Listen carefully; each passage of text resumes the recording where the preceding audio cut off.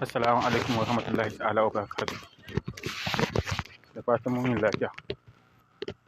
Shehul Islam radiyallahu ta'ala anhu, Shehu Ibrahim Inyas, ya faɗa a cikin Sirrul Akbar cewa 'yan ɗariƙa sun kasu kashi 4.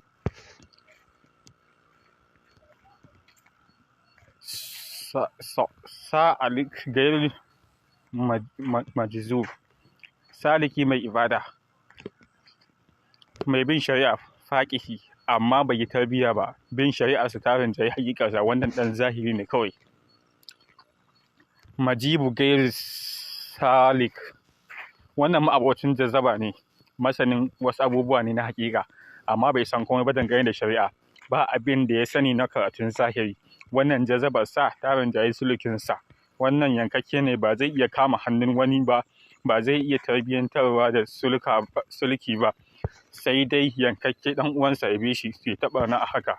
Salika majazub, wannan malami ne masanin shari'a kuma arifi, mutum ne mai bin shari'a kuma masanin Allah. Binsa da shari'arsa ne ya kai shi muƙamin yin tarbiyya. Wannan zai iya zama daga cikin arifai idan ya samu sheshin da zai riko da hannunsa, saboda za ka ga yana magana irin ta arifai. Ya yi imani komai daga Allah yake, saboda rike shari'arsa da riko da ɗarikarsa sai ya dinga magana. Idan wani ya ji shi zai ce sadadde ne, amma bai sadu zuwa ga muradi ba. Idan ya samu shehin da zai riko da hannunsa, wannan zai sadu da Allah.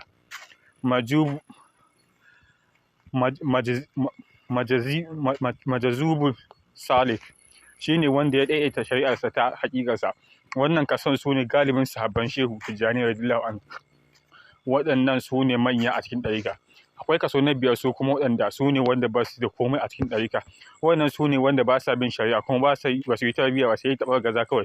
Muna neman tsarin Allah daga sharrin su, domin waɗannan ko sun taɓa ɗariƙa sun karɓa ne kawai, ba 'yan Tijjaniya ba ne. Amma ta yiwu Allah subhanahu wa ta'ala ya ji kansu idan aka azurta su da son Shehu Tijjani. Tambihi, yan uwa, wannan maganar ta Shehu ta Shehu microscope da za mu gane kanmu a wani kaso muke, sannan wannan magana za ta taimake mu gane su wane ne jagorori na haƙiƙa.